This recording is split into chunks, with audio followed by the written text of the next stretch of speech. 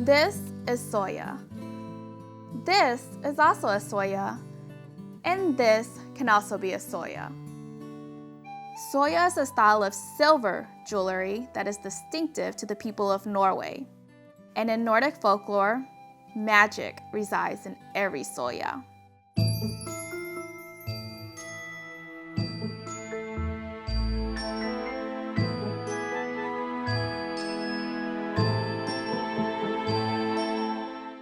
Once upon a time, a family living in the land of 10,000 lakes gave birth to a beautiful little girl. She was as precious as can be. But near their home, on Eagle Mountain, an evil troll dwelled. See, the troll had been waiting, 9 months to be exact. One night, when all were asleep, the evil troll snuck into the house and slowly made way to the cradle, inching his way towards the baby. But as the troll unwrapped the blanket, a small, silver, dangly brooch peeked through. Pinned onto her pillow, a shiny soya. The Scandinavian culture always has had a fear of the hidden folk, or the huldra. And that could be trolls, and they're the people that live in the mountains that come out and basically exchange their babies for your babies to strengthen their bloodline. So to protect against that, they would pin a small pin onto the baby's pillow so that if the huldra came in the middle of the night, that they would take the pin instead of the baby. They'd be sort of like fairies, but not necessarily the nicest kind. This is Liz Buchheit, a goldsmith with Scandinavian roots of Norwegian descent.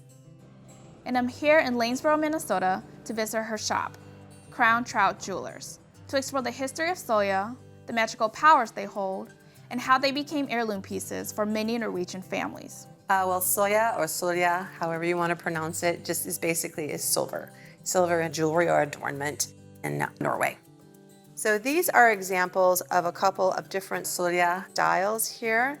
The pins and jewelry vary widely across Norway. Soyas complete the traditional folk outfit, or a bunad as the Norwegians call it, and it's been recorded as an integral part of their fashion since the medieval times.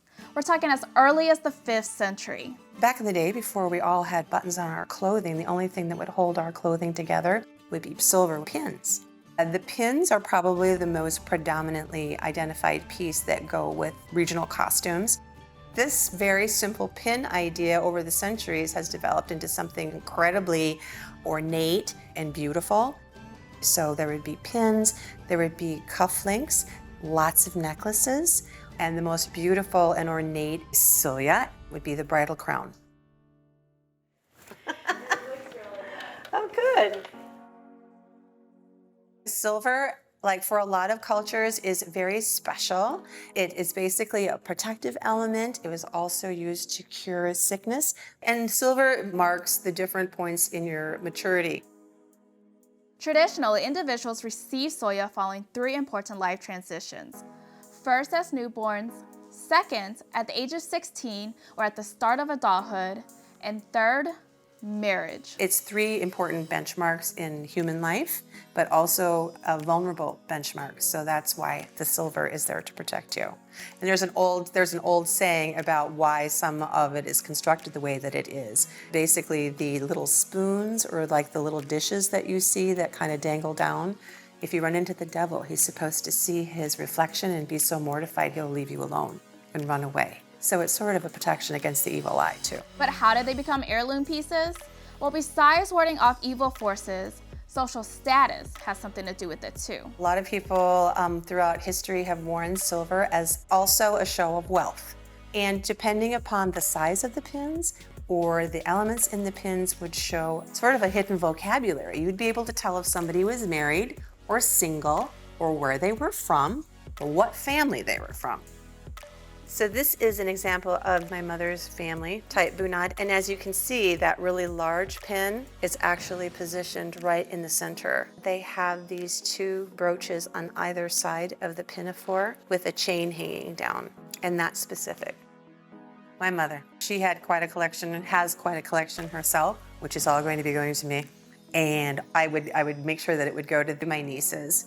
kind of keeping my eye out over the years to see who's interested in it and who really has an appreciation for it. So it really is a tradition to pass down these pieces as heirlooms then? Yes. I think it's even more important that people really held on to those types of traditions because it's identity. And when people pass things down, they kind of like gain sort of like an additional magic with each generation because the previous generation has to explain why that's special to the next generation. Base plate on them. Jewelry is one of those things, it's portable. It's something that can actually travel with the wearer their lifetime and beyond.